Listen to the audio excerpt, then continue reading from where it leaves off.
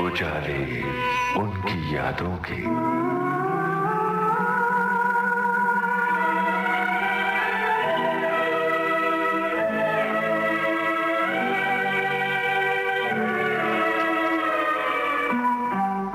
आवाज ऐसी कड़क कि रूह सिहर जाए। सिर्फ अल्फाज ही सख्त हैं या ख्यालात में भी वजन है? एक्टिंग की दुनिया के चमकते सूरज हैं वो। नारायण सालोके हॉस्पिटल में मर गया। टाइम डिक्लेरेशन में उसने तुम्हारा नाम लिया है। तुमने उसे जलाकर मारने की साजिश की है। मैं तुम्हें गिरफ्तार कर रहा हूँ। कल आना, देखेंगे। मैं तुम्हें पुलिस स्टेशन ले जाने को आया हूँ, कल नहीं आज। थिएटर से लेकर बड़े पर्दे और छोटे पर्दे तक फैला है उनका अभिनय संसार। सृष्टि से पहले सत नहीं था, असत भी। अमीरों के सारे गांव जब्त कर लिए जाएं, जो सरकार की तरफ से उन्हें इनाम या वक्फ में दिए गए हैं। दूसरी बात यह है कि मैं चाहता हूं आप जासूसों का एक मजबूत जाल फैलाएं। कहां क्या हो रहा है इसके बारे में मुझे पूरी जानकारी मिलनी चाहिए। उनकी कॉमेडी तो बस देखते ही बनती है। भाइयों, कान खोल के मेरी बात सुनो। कोई आवाज नहीं करेगा, जरा जिन्नी भी आवाज नहीं करेगा, नहीं तो आवाज सुन के वो फिर भाग जाएगा। समझ गए ना? हाँ। और जब वो अपने रंग में हो तो कहने ही क्या। तेरी काली खोपड़ी शमशान के तांत्रिक को बेचूं तो 2000 रुपए मिलेंगे। कुछ तो वसूली होगी। तू चोर है, लुच्चा है। भगवान करे आज से तेरी गाय दूध के बदले पानी दे और उस पानी में तू डूब मरे। हाथी पर चढ़ते ही राजा बन गया तू भिखारी। चल रे मेरे मंगलिया। हमरा कर्जा उतारने के लिए पैसा नहीं है और हाथी चलाने के लिए कंडक्टर रखा है। उजाले उनकी यादों के इस कार्यक्रम में अपनी यादों के उजालों के साथ जाने माने अभिनेता ओम पुरी। इनसे बातचीत की है आपके इस दोस्त यूनुस खान ने। उजाले उनकी यादों की। विविध भारती पर हमारे साथ हैं जाने माने अभिनेता ओम पुरी। ओम जी, बहुत बहुत स्वागत है हमारे इस कार्यक्रम में। अरे धन्यवाद। ओम जी, बातों का सिलसिला बहुत शुरुआत से करते हैं क्योंकि हमारे बहुत सारे श्रोता भी ये चाहते हैं कि एकदम आपकी शुरुआत से ही बातें शुरू की जाए। तो बताइए कि कहाँ बचपन बीता और किस तरह का बचपन था आपका? बचपन तो पंजाब में बीता जी, और अम्बाला में मेरा जन्म हुआ था। और उसके बाद मैं अपने पिताजी के साथ, जो कि रेलवे में थे, वो आर्मी छोड़ चुके थे, पहले आर्मी में थे, लेकिन मेरे जन्म के पहले उन्होंने आर्मी छोड़ दी थी और रेलवे ज्वाइन किया था। तो उनकी जगह जगह तब्दीली होती रहती थी और बठिंडा, मुल्लांपुर, डगरू, लुधियाना, ऐसे हम कई मुझे ऐसे शहर याद हैं जहाँ पे उनकी ट्रांसफ़र हो गई थी। जी जी। लेकिन फाइनली मेरी जो परवरिश है वो एक गांव सनौर, वहाँ पे मैंने पढ़ाई शुरू की। जी। मैं अपने मामा के यहाँ रहता था। मामा जमींदार थे, तो मैं मतलब गाय भैंस खेत उनमें पला हूँ। और 10वीं तक मैंने वहीं पे शिक्षा ली जी, गांव में। उसके बाद कॉलेज के लिए मैं पटियाला आ गया था। अच्छा अच्छा। तो किस तरह की शरारतें हुआ करती थीं और कितनी पढ़ाई और कितनी मौज मस्ती थी आपके बचपन में? शरारतें तो बचपन में तो नहीं की मैंने जी। हाँ, हो सकता है बड़े होके की हूँ, लेकिन बचपन में नहीं की। बचपन में बहुत सीधा, मेहनती, बस ये दो चीज़ें थीं मेरे पल्ले। तो मेहनती बहुत था, पढ़ाई में बहुत अच्छा था जी। मॉनिटर रहा मैं अपनी क्लास का 10वीं तक। क्या बात है। और उसके बाद कॉलेज आके मेरा पतन शुरू हो गया था। पतन? हाँ। स्कूल के दिनों की कोई खास बात जो आप हमारे साथ, हमारे लिसनर्स के साथ शेयर करना चाहें? देखिए, अगर आप इसको शरारत मानते हैं तो एक शरारत हम लोग करते थे कि आम के सीजन में जी, हम आम की पोटली बांध के 4-5 दोस्त लोग नहर पे नहाने चले जाते थे। वाह वाह। और नहर के अंदर आम फेंक देते थे ताकि वो ठंडे हो जाएं। क्या बात है। और तैरते रहते थे। और उस कपड़े को हम पेड़ से बांध देते थे, रस्सी बांध के जी, उसको पेड़ से बांध देते थे ताकि बह न जाए आम। और फिर आराम से बैठ के आम चूसते थे। वाह वाह। तैरने के बाद। और दूसरे, हमारी एक हिंदी टीचर थी, सावित्री खन्ना। तो उनको हम फुसला लेते कि टीचर हम बेर तोड़ के लाए आज। तो वो कहती थी अच्छा ठीक है जाओ। तो हम लोग बेर तोड़ने जाते थे, क्या बात। थोड़े बहुत उनको भी दे देते थे। और फिर एक बार हमने अमरूद चुराए थे, 4 दोस्त मिलके गए बगीचे में अमरूद के, और एक दोस्त अमरूद खरीदने लगा कि भाई तुम आधा किलो अमरूद खरीदना और उसको व्यस्त रखना कि भैया पेड़, वो वाला पेड़, वो ऊपर वाली टहनी वाला दे, नहीं वो वाला नहीं, हाँ ये वाला, और फिर वो वाला। तो ऐसे करके उसको उलझाए रखा और 3 लोग जो थे टूट पड़े अमरूदों पे और जेबें भर ली। वाह वाह वाह, है ना। तो खरीदे आधा किलो लेकिन ले आए 2 किलो। क्या बात तो है। इस तरह की। और दूसरे मुझे बचपन में ये याद है कि भैया पैसे की चोरी चोरी होती है और खाने की चोरी चोरी नहीं होती। वाह, आपने मिठाई चुरा ली, बढ़िया फिलॉसफी है ना। तो खाने की चोरी को चोरी ना माना जाए, बस ठीक है। तो वो जो नई वाली चोरियां हैं वो बहुत सारी हुई। नई वाली कौन सी? जो चोरी नहीं मान जाती वो वाली चोरियां। हाँ, वो खाने की। मैं मिठाई चुराता था, मुझे मीठे का बहुत शौक था, गुड़ बहुत खाता था मैं, और गुड़ खाने की वजह से गर्मी इतनी होती थी कि वो फोड़े निकल आते। क्या बात है। हाँ, सुबह आंखें चिपक जाती थी, तो सुबह उठ के सबसे पहले आंखें धोनी पड़ती थी, कुछ दिखाई नहीं देता था। वाह वाह। ओम जी, गांव के उस जीवन में रेडियो की कुछ जगह हुआ करती थी क्या? रेडियो की जगह थी, बल्कि रेडियो से मेरा काफ़ी अच्छा रिश्ता है। एक तो ये कि रेडियो बहुत ज़्यादा सुनते नहीं थे, लेकिन मुझे एक्टिंग का शौक था 8वीं कक्षा में ही। अच्छा। मेरी पहली जो एक्टिंग की एक्सरसाइज थी वो थी खांसना। अच्छा। हाँ, हमारे डोम थे स्कूल के रास्ते में, तो जब भी हम निकलते थे वो खांसता ही रहता था। तो उसकी नकल मैं करता था। तो हमारे मामा कभी कोई मेहमान आ जाए तो उनको कहते थे कि भैया ये एक्टिंग करके दिखाएगा। शायद एक आध कुछ और करता था। उसके लिए मैं इनसे कहता था, हमारे पास पुराना रेडियो, ऑब्वियसली उस वक्त तो पुराने ही रेडियो थे, तो कि आप रेडियो ऑन कर दीजिए और उसका वॉल्यूम म्यूट कर दीजिए, तो उसकी जो बाकी लाइटें बुझा दीजिए, सिर्फ उसकी रोशनी में मैं बैठ के, हल्की सी लाइट पड़ती थी, तो उस लाइट में मैं खांस के दिखाता था उनको। अच्छा। तो लाइटिंग का भी मतलब मैंने वो तरीका निकाल लिया था कि क्या बात है, हल्की लाइट हो, ज्यादा रोशनी नहीं चाहिए। और दूसरे, वॉर के वक्त हमने बहुत रेडियो सुना। जी जी। गीतमाला बहुत सुनते थे। और दूसरा तो सैबर जेट और टैंक का मुकाबला और इस तरह का कुछ मुझे ठीक से याद नहीं है जी, लेकिन वो मुकाबला होता था। अच्छा। तो उसमें बड़ा मजा आता था। वाह जी। दुश्मन के उसको गिरा के। और सही। और फिर बाद में रेडियो पे नाटक वगैरह किए, दिल्ली आने के बाद। दिल्ली आने के बाद। जी। ओम जी, आपके बचपन की यादें हमने बांटी हैं, तो क्यों ना यहाँ पर एक गाना सुन लिया जाए। जरूर। कोई आपकी पसंद का या उस दौर का, जैसा भी आप सही समझे। तो बचपन तो फिर इससे ही शुरू करते हैं। जी। चाहे कोई मुझे जंगली कहे। क्या बात है, क्या बात है। सुनते हैं ये गाना।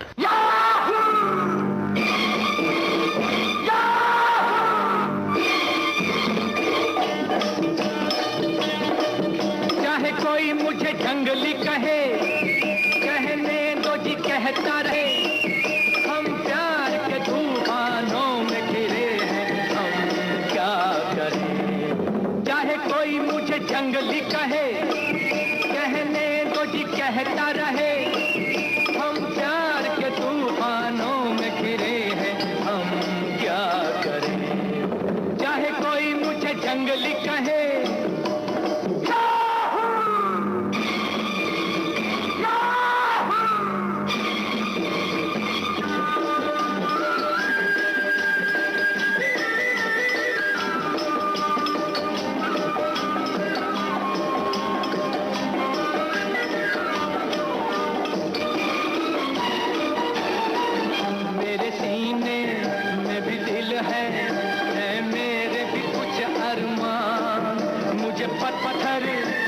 समझो मैं हूँ आखिर एक इंसान।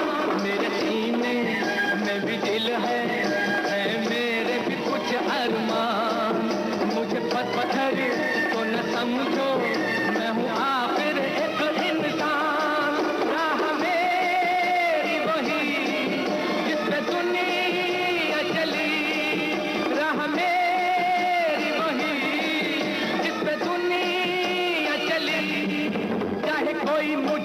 जंगली कहे, कहने दो जी कहता रहे, हम प्यार के तूफानों में घिरे हैं, हम क्या करें। चाहे कोई मुझे जंगली कहे,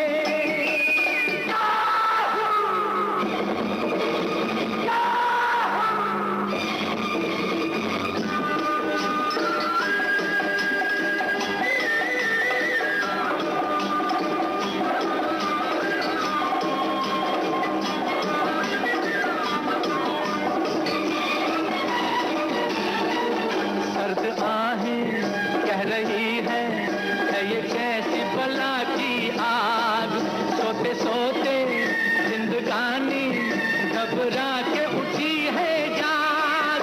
सर्द आहें कह रही है ये कैसी बला की आग, सोते सोते जिंदगानी घबरा के उठी है जाग। मैं यहाँ से वहाँ जैसे ये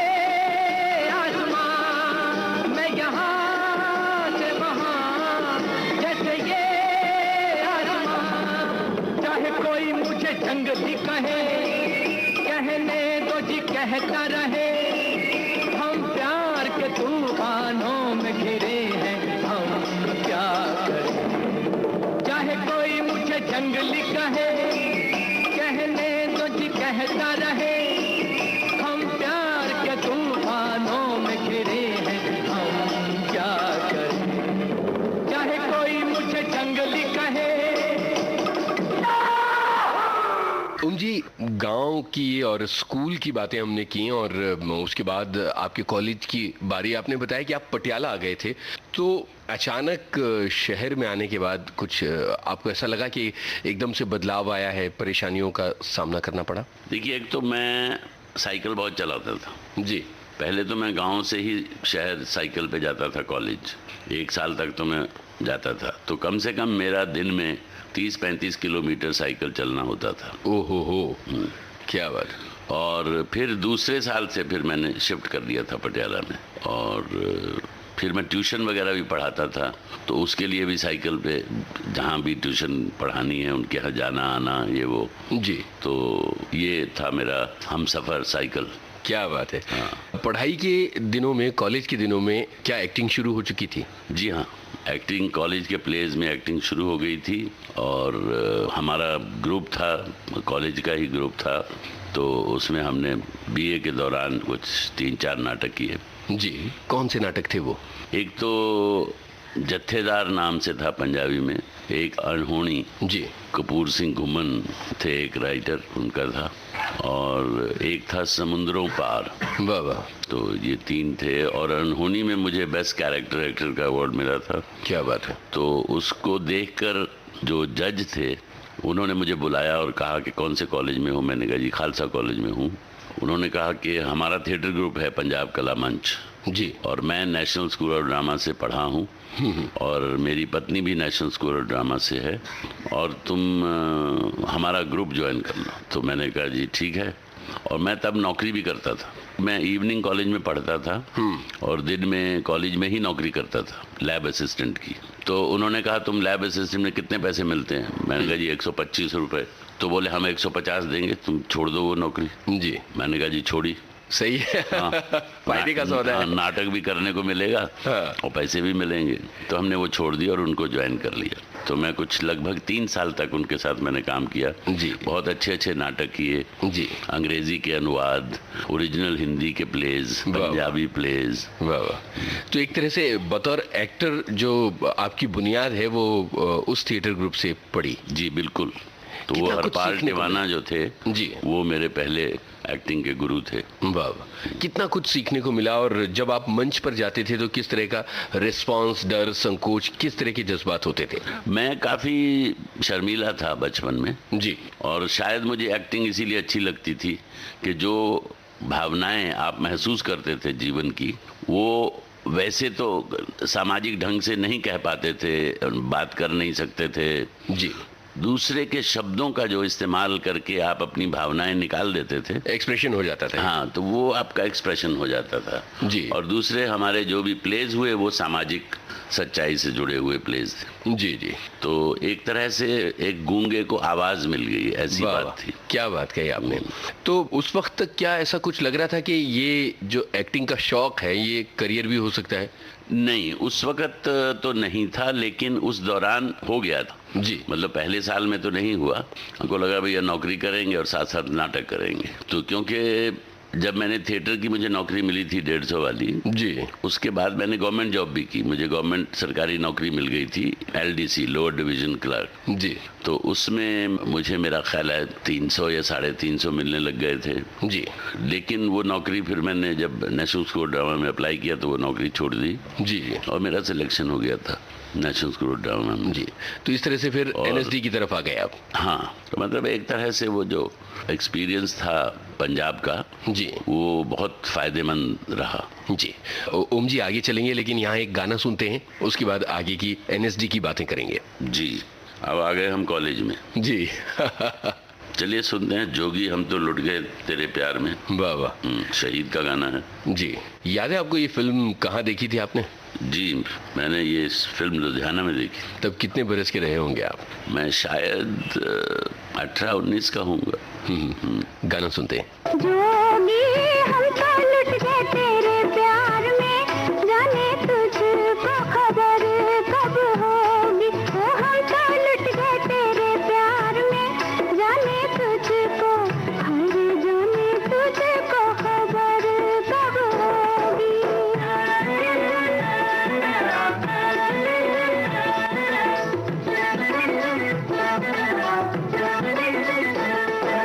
चंदा भी देखा तारे भी देखे, देखा सूरज बरसों। चंदा भी देखा तारे भी देखे, देखा सूरज बरसों।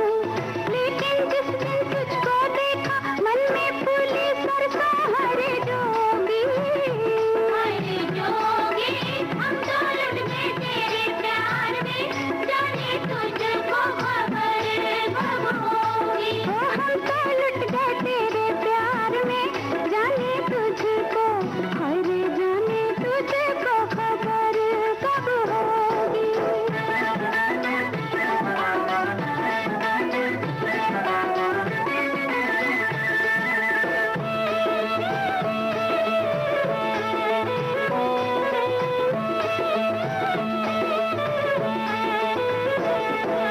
चंपा की डाल में अड़ी चुनरिया रांझे आन छुड़ाई।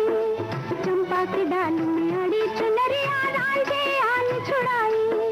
जिस रांझे को दिल दे बैठी उसको लगन बनाई। हरे जोगी, हरे जोगी हम तो लुट गए तेरे प्यार में, जाने तुझको खबर कब होगी। ओ हम तो लुट गए तेरे प्यार में, जाने तुझको, हरे जाने तुझको खबर कब होगी।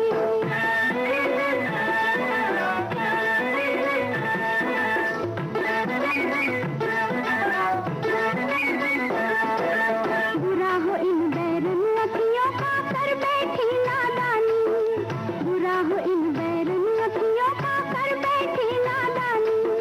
पहले आग लगा दी मन में, अब बरसाए पानी। हरे जोगी, हरे जोगी हम तो लुट गए तेरे प्यार में, जाने तुझको खबर कब होगी। ओ हम तो लुट गए तेरे प्यार में, जाने तुझको, हरे जाने तुझको खबर कब होगी। जोगी हम तो लुट गए तेरे प्यार में, जाने तुझको खबर कब होगी। ओ हम तो लुट गए तेरे प्यार में, जाने तुझको, हरे जाने तुझको खबर कब होगी। ओम जी, आपने बताया कि ये फिल्म शहीद जिसका गाना हमने सुना लुधियाने में आपने देखी थी। फिल्में देखना कितना हुआ करता था गांव और शहर की जिंदगी में? फिल्में जब मैं गांव में पढ़ता था तब तो बहुत कम मौका मिलता था जी गांव में, तो कोई सिनेमा था नहीं जी। शहर में ही था। 8वीं तक तो मुश्किल से मैंने शायद 2 या 3 फिल्में देखी होंगी उनमें से 2 फिल्में मुझे याद हैं। एक तो थी जिस देश में गंगा बहती है, और एक थी कभी अंधेरा कभी उजाला। जी जी। लेकिन 9वीं के बाद में, क्योंकि मैं थोड़ा आज़ाद हो गया था, 9वीं के बाद मैं अकेला रहना शुरू कर दिया था, खुद ही खाना पकाना, रहना और ट्यूशन्स पढ़ाना, और अपना मतलब इंडिपेंडेंट टोटली। वाह वाह। तो उस दौरान मैं फिल्म देखने चला जाता था, अपना साइकिल उठाया और शहर चले जाते थे। तो ये फिल्म देखना एक शौक की तरह था या एक वक्त बिताने का एक जरिया हुआ करता था? शौक था जी, शौक था फिल्में देखने का और उड़ान भरने का। क्या बात है। हाँ, क्योंकि फिल्में देख के आप सोचते हैं, तो जब भी खासकर अगर कोई सीरियस फिल्म होती थी, जो कि अक्सर सीरियस फिल्म ही मैं देखता था जी, उसके बाद मन के अंदर बहुत ही सोच उजागर हो जाती थी, जो भी फिल्म हो उसको लेकर, और बड़ा अच्छा लगता था। कभी एक सपना अंदर पलता था कि इस पर्दे पर कभी मैं भी आने वाला हूँ? हाँ, वो पलने लगा था, और मैं बीच बीच में तस्वीरें भी खिंचवाता था अपनी। अच्छा। हाँ, देखने के लिए कि भैया कैसे लगते हैं हम जी। और एक तस्वीर तो बड़ी फेमस है, जो ये छपी भी है, कि मेरी किताब में भी छपी है जी, कि दिलीप साहब की राम और श्याम देख के निकले, और मैं सीधा फोटोग्राफर के पास गया फिल्म देखने के बाद सीधे? हाँ, और दिलीप साहब के जो एक्सप्रेशन थे वही पकड़ के मैंने तस्वीर खिंचवाई थी। वाह वाह वाह, क्या बात है। यहाँ राम और श्याम की गाने की जगह बनती है फिर ओम जी। चलिए, जिक्र है तो एक गाना सुनते हैं। ठीक है जी।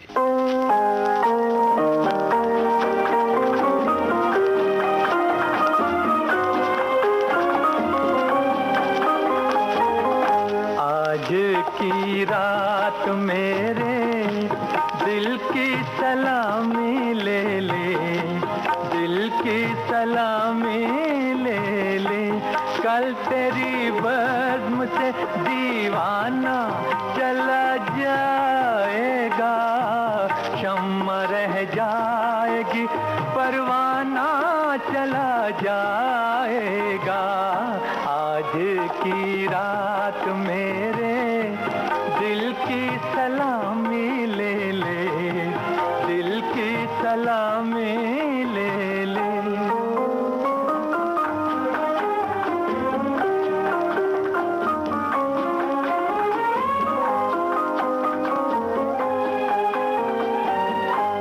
तेरी महफिल तेरे जलवे हो मुबारक तुझको, तेरी उल्फत से नहीं आज भी इनकार मुझे, तेरा मैं खाना सलामत रहे है जान वफा, मुस्कुरा कर तू जरा देख ले एक बार मुझे, फिर तेरे प्यार का मस्ताना चला जाएगा, कल तेरी बज़्म से दीवाना चला जाएगा, शम्मा रह जाएगी, परवाना चला जाएगा।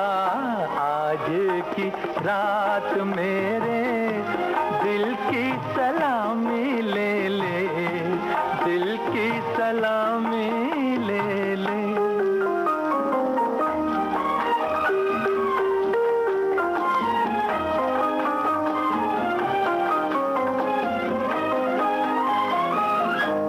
मैंने चाहा कि बता दूं मैं हकीकत अपनी, तूने लेकिन न मेरा राज मोहब्बत समझा, मेरी उलझन मेरे हालात यहाँ तक पहुँचे, तेरी आँखों ने मेरे प्यार को नफरत समझा, अब तेरी राह से बेगाना चला जाएगा, कल तेरी बज़्म से दीवाना चला जाएगा, शम्मा रह जाएगी, परवाना चला जाएगा।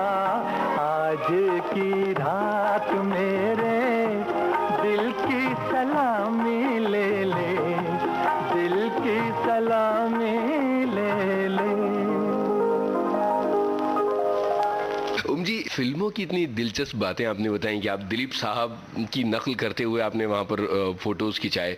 तब तो फोटोज बड़े दिनों बाद मिला करते थे और ये डिजिटल फोटोग्राफी जैसा इंस्टेंट नहीं था। कितनी सुगबुगाहट, कितना इंतजार रहता था अपनी स्टाइलिश तस्वीरों का। हाँ, 3 चीजों का बड़ा इंतजार होता था और कई चक्कर लगाने पड़ते थे। अच्छा। एक तो तस्वीर, बिल्कुल।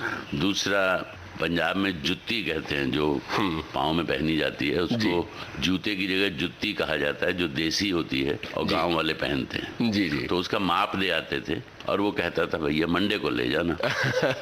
अब मंडे को पहुंचे, अरे भैया नहीं बनी अभी, ऐसा करो परसों आ जाना। क्या बात। परसों गए तो परसों फिर वही प्रॉब्लम। तो ऐसा करके 4-5 चक्कर लगने के बाद फिर जूती मिलती थी। एक दर्जी का भी वही हाल होता था। कपड़े अरे भैया शादी आ गई, अरे वो जन्मदिन आ गया किसी का, मैं सी दूंगा 2 दिन में सी दूंगा पक्का। तो ये 3 लोगों के चक्कर बहुत लगाने पड़ते थे। जब तस्वीरें मिलती थी और वो आप देखा करते थे कि इस तरह की आई हैं, क्या कितनी खुशी होती थी? बहुत खुशी होती थी जी, बहुत अच्छा लगता था। जब आप एनएसडी पहुंच गए तो एक नई तरह की दुनिया से आपका सामना हुआ। एनएसडी का शुरुआती अनुभव कैसा था आपके लिए?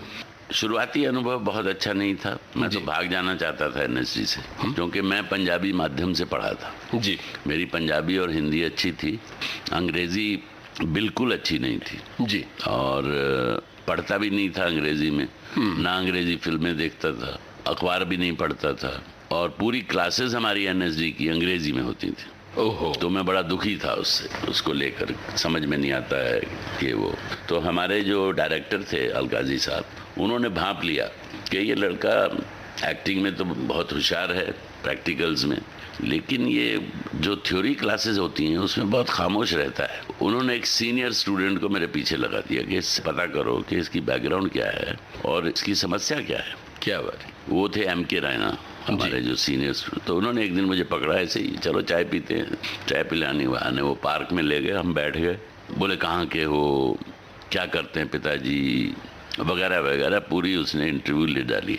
तो बोले आपको स्कूल में कोई परेशानी है? मैंने कहा हाँ है। बोले क्या है? मैंने कहा क्लास में समझ में नहीं आता है जी, अंग्रेजी बहुत बोलते हैं। बोले ओ तो क्या है, अंग्रेजी तो एक भाषा है, सीख जाओगे आप, डिक्शनरी का यूज़ करो। तो जो भी अपने ढंग से वो कह पाया उसने मुझे समझाया। तो फिर उसने जाके डायरेक्टर साहब को बोला होगा। डायरेक्टर साहब ने मुझे बुलाया और बुला के कहा कि देखो इसे कॉम्प्लेक्स बिल्कुल ना समझो, ये एक ज़बान है, जैसे पंजाबी है, हिंदी है, वैसे अंग्रेज़ी है जी। तो ये कोई हवा नहीं है। और दूसरे, अगर आपको दिक्कत है तो आप हिंदी में बोलिए, हिंदी में जवाब दीजिए जी। और दूसरे, अंग्रेजी इम्प्रूव करने के लिए आप रेडियो सुनिए। वाह वाह। रेडियो में खबरें सुनिए अंग्रेजी की, और अखबार पढ़िए ऊंचे ऊंचे, शॉर्ट स्टोरीज पढ़िए किताब लेके ऊंचे ऊंचे। लोग जब बात करते हैं अंग्रेजी में उनको ध्यान से सुनिए, अपने कान खोले रखिए, और साथ ही साथ आप बोलिए भी।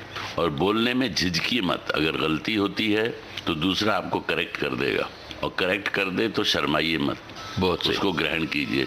मेहनती तो मैं था ही, तो मैंने ये सब चीज़ें अप्लाई की और मुझे बहुत फ़ायदा हुआ। क्या बात है। तो इस तरह से इंग्लिश सुधर गई वहीं वहीं रहते हुए। हाँ, तो 20 फिल्में कर चुका हूँ अंग्रेजी जी, बाकायदा। आप जो अंग्रेजी फिल्मों की दुनिया है उसमें तो पूरी तरह से एस्टेब्लिश हो चुके हैं, उसमें कोई बात ही नहीं है। एनएसडी की दिनों की याद के नाम एक गाना सुनते हैं, फिर आगे बढ़ते हैं। जिन्हें नाज है हिंद पर वो कहाँ है। क्या बात है।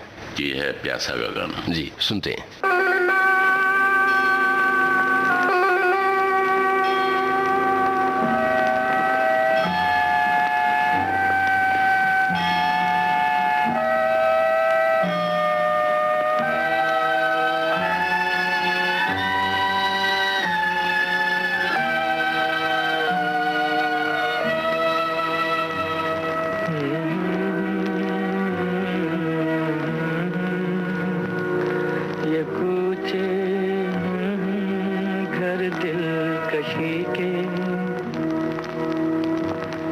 ये कूचे ये नीलाम घर दिल कशी के, ये लुटते हुए कारवां जिंदगी के। कहाँ है मुहाफिज खुदी के, जिन्हें नाज है हिंद पर वो कहाँ है।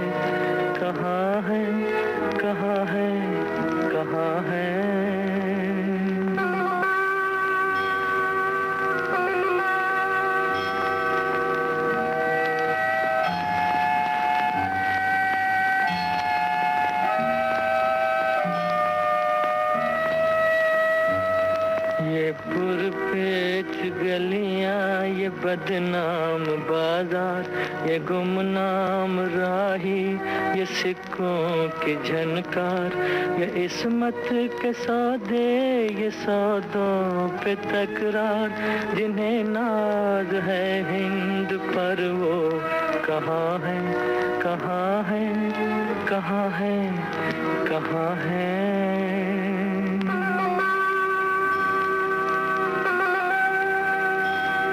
ये सदियों से बेख्वाब सहमी सी गलियां, ये मसली हुई अध खिली जर्द कलियां, ये बिकती हुई खोखली रंग रलियां, जिन्हें नाज है हिंद पर वो कहाँ है, कहाँ है, कहाँ है, कहाँ है।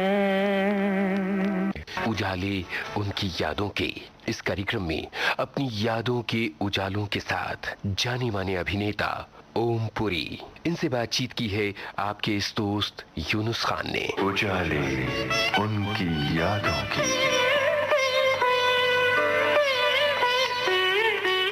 ओम जी, नेशनल स्कूल ऑफ ड्रामा में आने के बाद ये तो तय हो गया था कि एक्टिंग आपका एक प्रोफेशन होगा, वहां से आगे का रास्ता कैसे चुना आपने? डिप्लोमा होने के बाद क्या? एनएसडी का डिप्लोमा मिलने के बाद मैं 1 साल तक दिल्ली में ही था जी। 6 महीने में रेपर्टरी में था, एनएसडी की ही रेपर्टरी। 6 महीने के बाद मैंने रेपर्टरी छोड़ दी, हालांकि कॉन्ट्रैक्ट 1 साल का था। तो छोड़ी इस वजह से कि हमारे 1-2 सीनियर लोग 15 साल से वो रेपर्टरी में ही थे और ये मुझे मंजूर नहीं था वहाँ बंद के रह जाना। मैं उड़ना चाहता था उस वक्त, और तो इसलिए मैंने वो नौकरी छोड़ दी और बाहर आके थिएटर करना शुरू किया जी। बड़ी दिक्कतें आई, धन नहीं था और काम भी तब टेलीविज़न था ही नहीं। रेडियो पे मुश्किल से 2 या 3 प्रोग्राम कोई नाटक के मिल जाते थे जी महीने में, और फीस ज़्यादा नहीं थी, 30 रुपए एक प्रोग्राम के मिलते थे जी। परेशानियों से गुजर रहे थे, तो नसीरुद्दीन शाह छुट्टियों में वो फिल्म इंस्टीट्यूट पहुंच चुके थे। अच्छा, वो एनएसडी से निकल के सीधे वहाँ चले। वैसे एनएसडी में जब आप थे तो आपके साथी कौन कौन हुआ करते थे? मेरे साथी नसीरुद्दीन शाह थे, मेरी क्लास में ही थे। एक राजेंद्र जसपाल था, एक आशा कसबेकर थी, एक छाया आनंद थी, एक राजन सब्रवाल थे, एक किरण घई थी, एक जयश्री थी, एक ज्योति देश पांडे थी, एक रमेश पांडे था। सबके नाम याद हैं आपको? हाँ, एक विजय मोहंती था उड़ीसा का, एक बंगाल से था सोमेंद्र गुहो। तो ये सब लोग थे जी। आप नसीर भाई की कुछ बात बता रहे थे कि वो फिल्म इंस्टीट्यूट पहुंच चुके थे तब तक। हाँ, तो वो छुट्टियों में मेरे पास आके रहे दिल्ली में जी। उन्होंने कहा, ओम मुझे लगता है तुम्हें फिल्म इंस्टीट्यूट आना चाहिए। मैंने कहा, भैया मेरे पास माल नहीं है, फीस के पैसे नहीं है। बोले कुछ भी करो, चोरी करो, डाका डालो, उधार लो, जो मर्जी करो, लेकिन तुम्हें वहाँ आना चाहिए। तो मैंने फिर सोचने लगा कि क्या किया जाए। तो इतने में मैं नाटक कर रहा था, एक हैमलेट।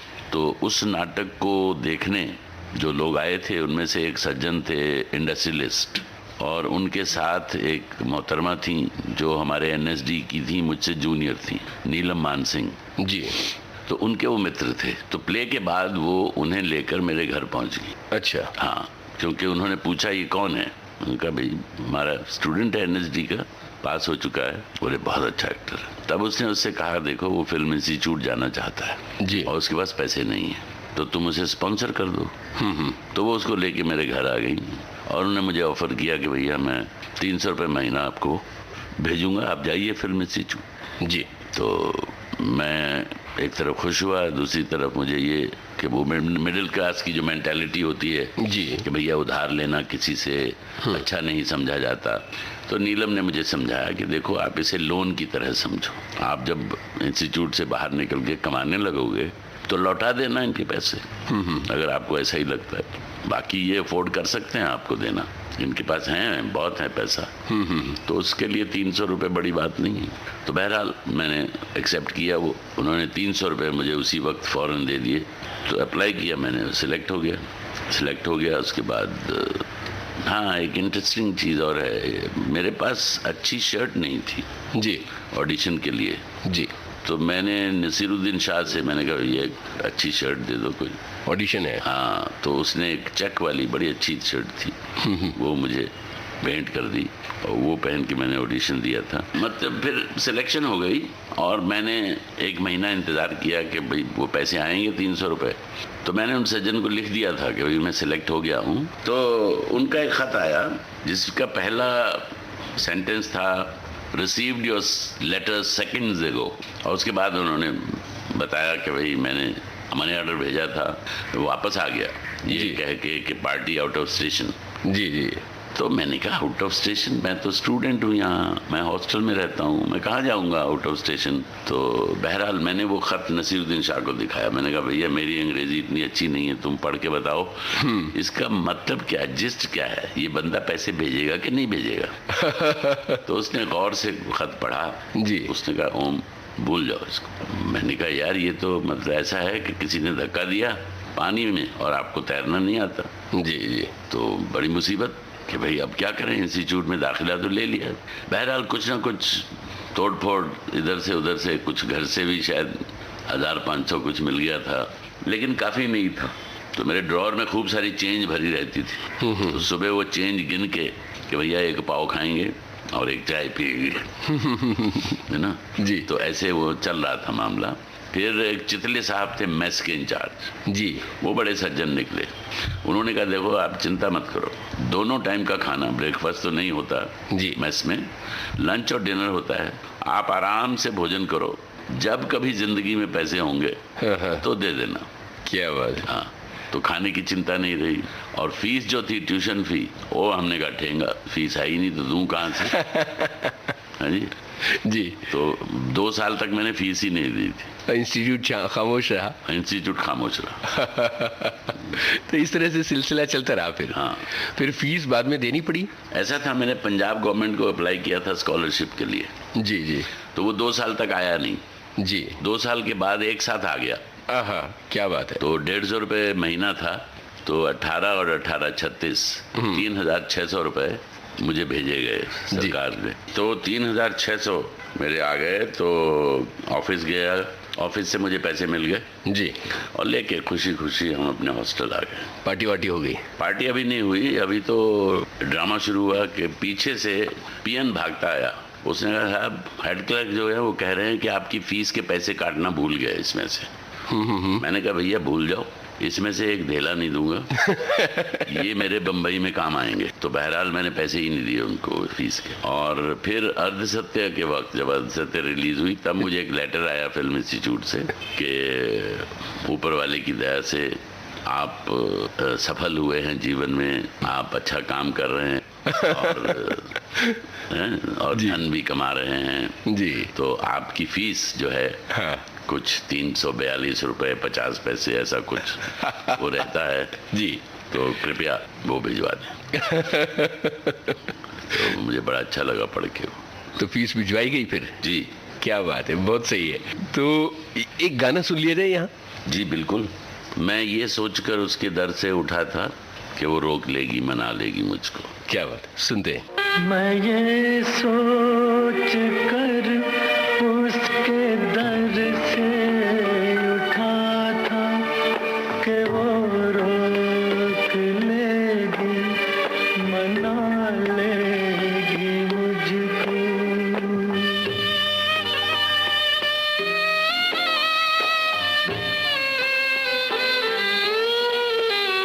हवा में लहराता आता था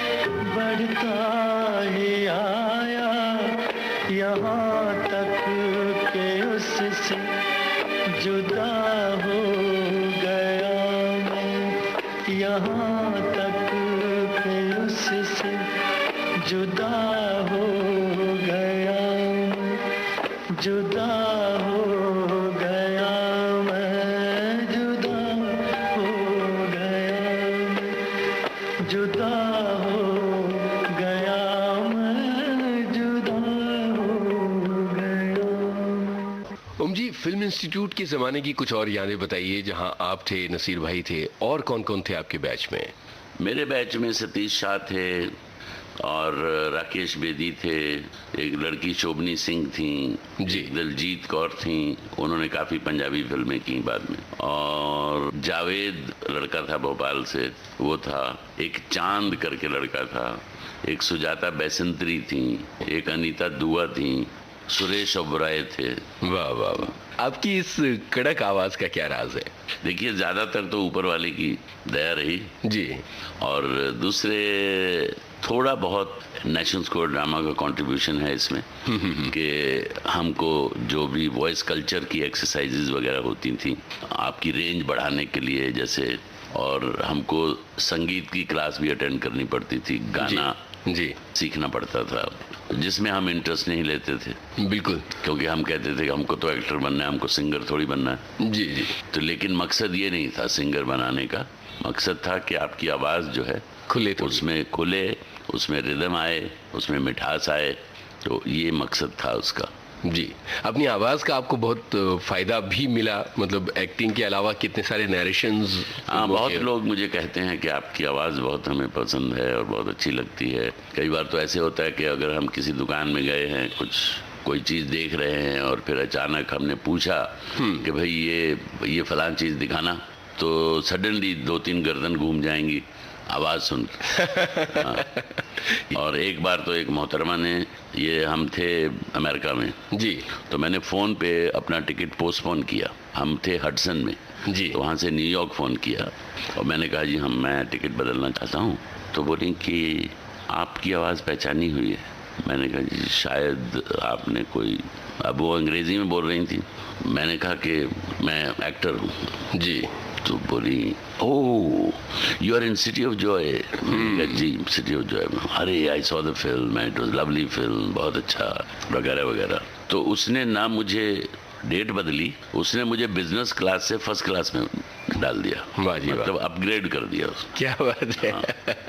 आवाज का फायदा था, ये एक्टिंग का भी फायदा था। हाँ, दोनों का फायदा हुआ। ओम जी, एनएसडी से जब मुंबई का रुख किया आपने, तो वो कितना मुश्किल रास्ता साबित हुआ? दिल्ली से मैं आया फिल्म इंस्टीट्यूट से 76 में बॉम्बे आया और पहले 15 दिन शरण ली मैंने नसीरुद्दीन शाह के यहाँ, वो भी पेइंग गेस्ट था। जी जी।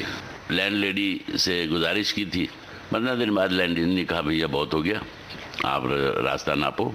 तो उसी दोपहर को नसीरुद्दीन शाह ने मुझे किसी से मिलवाया कि भाई इसको किसी एजेंट के पास ले जाओ, इसको कमरा दिलवाओ। वो मुझे बांद्रा ले गए। जी, बांद्रा में हिल रोड के बगल में, हिल रोड पे एक चर्च है, सेंट एंड्रू चर्च। जी जी। उसके बगल में एक गली है, तो वहाँ एक बंगला था शेल्टर के नाम से। तो डिसूजाज थे, क्रिश्चियन थे, तो उनके यहाँ एक कमरा था, फर्निश था, बेड था, टेबल चेयर थी और अलमीरा थी कपड़े रखने के लिए। मैंने पूछा कि भाई कितना किराया, तो उन्होंने कहा 175 जी 175। तो मुझे यकीन नहीं हुआ सुन के, तो मैंने कहा कुछ एडवांस भी देना पड़ेगा। उन्होंने कहा 2 महीने का एडवांस। मैंने कहा 2 महीने का, बोले 350। तो मैं कंफर्म करना चाहता था कि मैंने 175 सही सुना क्या, तो फिर मुझे यकीन हो गया। तो मैं बड़ा खुश हुआ कि भाई ये बहुत ही रीजनेबल रेट है जी। तो बहरहाल मेरी बांद्रा में यात्रा शुरू हो गई जी। और बाहर आए तो एजेंट से मैंने कहा भैया मेरे पास इनको मैं दे दूंगा डिपॉजिट, लेकिन आपको देने के लिए मेरे पास अभी कम है पैसे। तो जी कोई बात नहीं, अब तो आप यहाँ रह रहे हो, जब होंगे दे देना। सही है। और मैं पहली बार उससे मिला था। क्या बात। तो बड़े मुझे जिंदगी में बहुत सज्जन लोग मिलते गए जी जी, पता नहीं क्या वजह थी। दिल्ली में भी ऐसे ही एक वाकया हुआ था। मैं जब मकान ढूंढ रहा था रहने के लिए जी, तो मैंने कहा यार पंजाब हाउस में ट्राई करता हूँ, शायद कोई पहचान का निकल आए पंजाब से। तो गया ऑफिस में, मैंने कहा भैया यहाँ कोई पेइंग गेस्ट, तो वो क्लर्क ने कहा नहीं जी ये तो गवर्नमेंट कॉलोनी है जी, परिवार और लोग रहते हैं यहाँ, तो यहाँ तो कुछ है नहीं ऐसा। तो मैं बड़ा मायूस सा होके चल पड़ा वापस। दरवाजे तक पहुँचा, पीछे से आवाज़ आई सुनिए। मैं रुका, यहाँ आइए। मैं गया, बोले कितने दिन के लिए चाहिए आपको कमरा? मैंने कहा भाई जब तक नहीं मिले कोई तो कम से कम 15-20 दिन के लिए, तब तक मैं कुछ ढूंढूंगा। बोले मैं अकेला रहता हूँ, मेरे पास 2 कमरे हैं, छोटा एक हॉल है, तो आप मेरे साथ रह सकते। ना जान ना पहचान, you know, he was a Bengali gentleman and he was slightly disabled. उसकी एक टांग खराब थी तो लंगड़ा के चलते थे वो। और उनको नेशनल स्कूल ऑफ ड्रामा का जो कि बगल में था, जी जी, बिल्कुल कोई इल्म नहीं था, बिल्कुल इल्म नहीं था जी कि यहाँ बगल में एक नेशनल स्कूल ऑफ ड्रामा जैसा इंस्टीट्यूशन है। और वो लखनऊ में उनका थिएटर ग्रुप है। अच्छा, हाँ, और वो थिएटर चलाते हैं। क्या बात, रिटायर हो गए हैं। ये सब आपका प्रताप है। हाँ, बस वो उसको लत लग गई, वो आके हमारे नाटक देखता था। वाह वाह। और फिर उसको थिएटर की लत लग गई, एक्टिंग करने लगा। क्या अब वो डायरेक्टर बन गए हैं थिएटर के। क्या बात है। ओम जी, आपसे ये जानना चाहेंगे कि बम्बई में पहला काम क्या मिला, लेकिन पहले एक गाना सुनते हैं। मेरा बहुत ही प्रिय गाना है ये, दूर गगन की छाँव में आज चल के तुझे मैं लेके चलूं एक ऐसे गगन के तले, जहाँ गम भी ना हो आंसू भी ना हो, बस प्यार ही प्यार पले। हाँ चल के तुझे मैं लेके चलूं एक ऐसे गगन के तले, जहाँ गम भी न हो आंसू भी न हो, बस प्यार ही प्यार पले। हाँ चल के तुझे मैं लेके चलूं एक ऐसे गगन के तले, जहाँ गम भी न हो आंसू भी न हो, बस प्यार ही प्यार पले। एक ऐसे गगन के तले।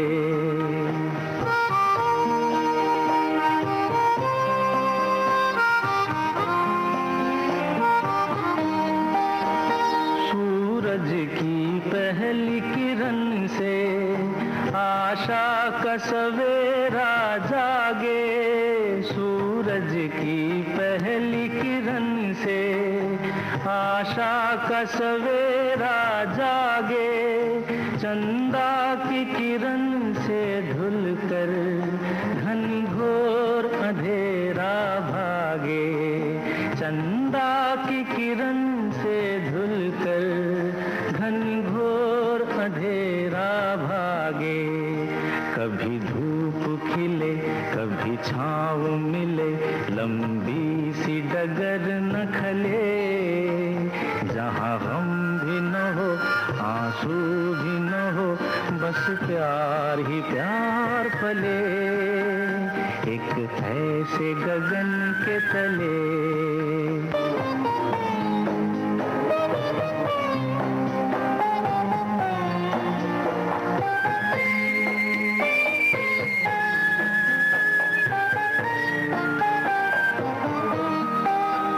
जहाँ दूर नजर दौड़ाए आजाद गगन लहराए, जहाँ रंग बिरंगे पंछी आशा का संदेशा लाए, जहाँ रंग बिरंगे पंछी आशा का संदेशा लाए, सपनों में पली हंसती हो कली, जहाँ शाम सुहानी ढले, जहाँ गम भी न हो आंसू भी न हो, बस प्यार ही प्यार पले।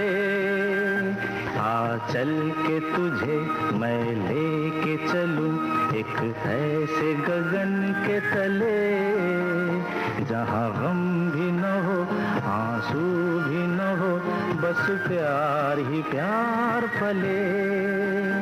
एक ऐसे गगन के तले, एक ऐसे गगन के तले, एक ऐसे गगन के तले।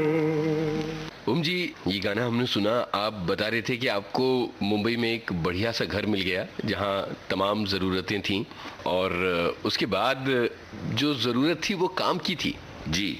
वो सिलसिला कैसे हुआ, कितनी मुश्किलों से मिला? देखिए, ऐसा था कि मुझे अपने बारे में कोई गलतफहमी नहीं थी, मैं कोई चिकना तो था नहीं, और मैंने कहा यहाँ जो ज़्यादातर एक्टर्स हैं वो चिकने ही हैं।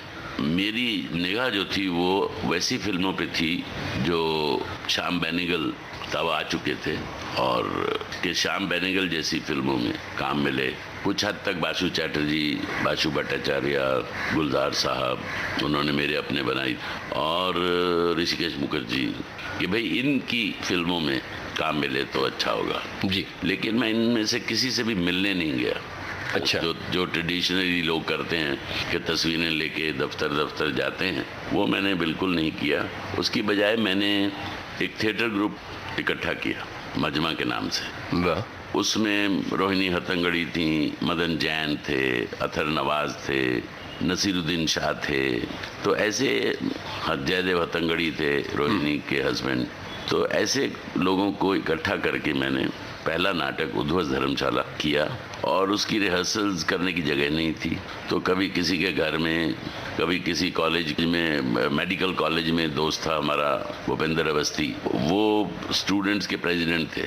भूपेंद्र अवस्थी जो डॉक्टर हैं? जी, child specialist. Oh my god. हाँ, तो वो उनको एक्टिंग का शौक था, तो वो हमारे थिएटर ग्रुप में एक्टिंग भी करते थे। क्या बात है। हाँ, तो वो अपने स्टूडेंट्स का जो कॉमन रूम था वो रिहर्सल के लिए दे दिया। वाह वाह। एक बार तो हम बीच पे रिहर्सल कर रहे थे, फिर बारिश आ गई। जी जी। तो फिर भाग के हम एक रेस्टोरेंट में घुस गए, छोटा सा रेस्टोरेंट था, चाय ऑर्डर की, जो भी 7-8 लोग थे हम, और चाय पी, साथ साथ रिहर्सल करते रहे डायलॉग्स की। वाह वाह। और फिर जब खत्म हो गई चाय, तो फिर जाहिर है वो होटल वाले कहेंगे भैया उठो। जी जी। तो हमने एक चाय और ऑर्डर कर दी। तो अपना काम हमने ख़त्म कर लिया। जी जी जी। और काम की तलाश तो थी। तो पहला काम मेरा ख्याल है मुझे गोविंद निहालानी से मिला था। एक छोटी सी डॉक्यूमेंट्री कम एड जैसी थी, पैकेजिंग पे थी वो। तो हम मजदूर बने थे जी जी। फैक्ट्री के, मैं और नसीरुद्दीन शाह, हम दोनों उसमें थे, और मुझे मिले थे 600 उस ऐड के। और पहला अच्छा भोजन, वो एक रेस्टोरेंट था वर्ली पे, वर्ली नाके पे, वहाँ पे हमने पहली बार एक अच्छे एयर कंडीशन रेस्टोरेंट में पहला भोजन वो किया। नहीं तो हमारा जो ढाबा था वो ज्यादातर पॉपुलर जी बांद्रा स्टेशन के बाहर सरदार जी का था जी, वहाँ हम भोजन करते थे। ये समझो और समझाओ, थोड़ी में मौज मनाओ, दाल रोटी खाओ, प्रभु के गुण गाओ, दाल रोटी खाओ, प्रभु के गुण गाओ। लालच में ना दिल का चैन गवाओ, दाल रोटी खाओ, प्रभु के गुण गाओ, दाल रोटी खाओ, प्रभु के गुण गाओ। ये समझो और समझाओ, थोड़ी में मौज मनाओ, दाल रोटी खाओ, प्रभु के गुण गाओ, दाल रोटी खाओ, प्रभु के गुण गाओ।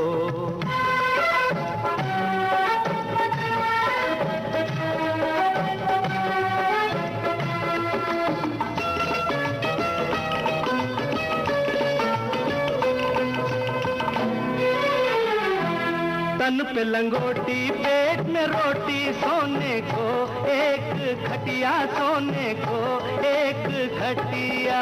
मतलब तो है नींद चाहे बढ़िया हो या घटिया, बढ़िया हो या घटिया। राधे श्याम सीताराम, ओ राधे श्याम सीताराम। नफरत को दूर हटाओ और सबको गले लगाओ, दाल रोटी खाओ, प्रभु के गुण गाओ, दाल रोटी खाओ, प्रभु के गुण गाओ।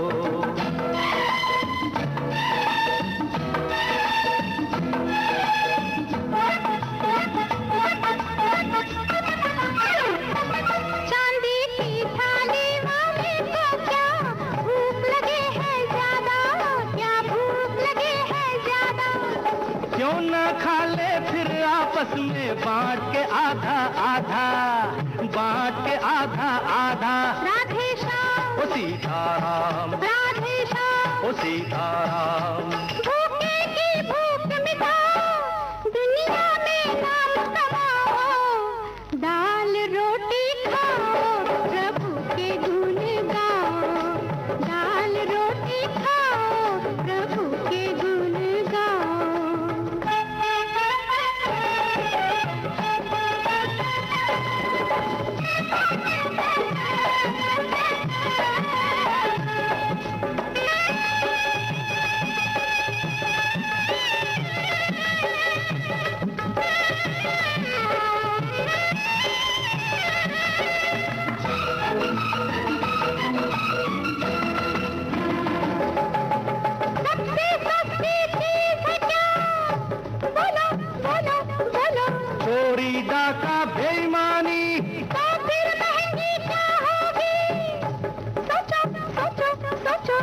बेटी की खातिर कुर्बानी,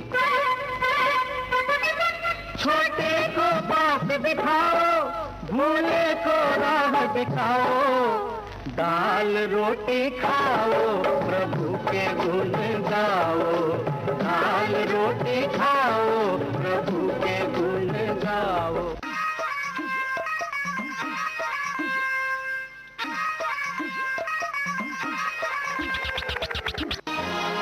उजाले उनकी यादों की।